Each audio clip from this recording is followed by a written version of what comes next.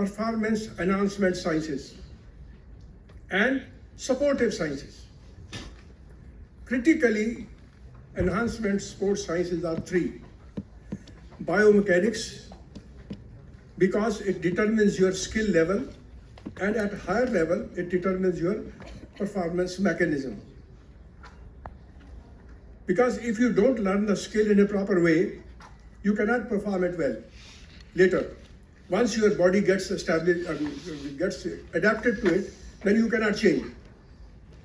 But whatever the effects that you get from understanding biomechanics, they are limited.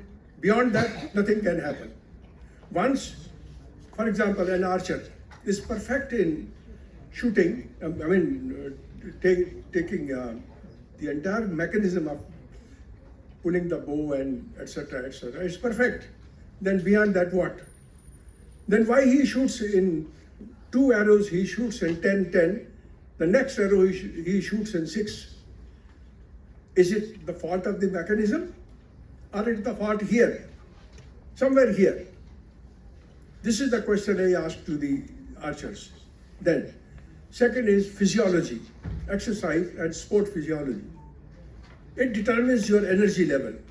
What is your level of energy? That is why you put a man on the treadmill to know how much of energy he is consuming at certain intensity. But then the gains from physiology are also limited. And the third and most critical is sports psychology, because this thing matters everywhere in any aspect of life. This thing matters. A little change here, the entire mechanism changes. A little thought, good or bad, it changes all your response. So even physiological responses can be changed by changing your thinking. So that is why sports psychology is a critical science. It's a buzzword. Today it is a buzzword, because without it you cannot improve. You may be a top athlete, but then there is something wrong here, something goes wrong here, then you cannot perform. So this is a very important thing. Second thing which I would like to bring to the notice of the audience here, sports sciences is nothing new.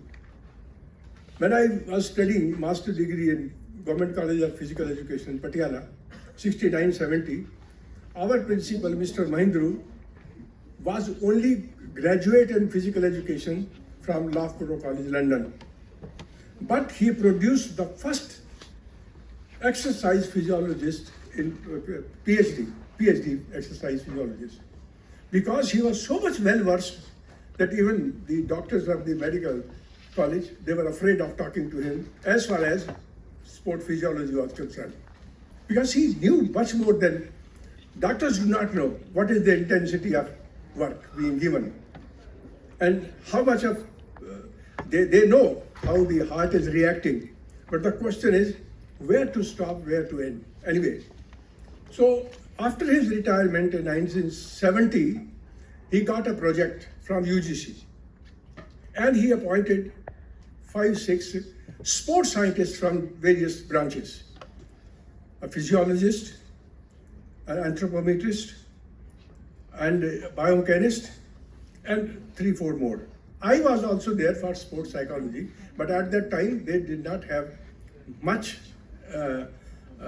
respect for sports psychology, though, so they did not select me. Anyway, now over the years, that project ended in 5 years, but now this is in the shape of Department of Sports Science in Punjabi University.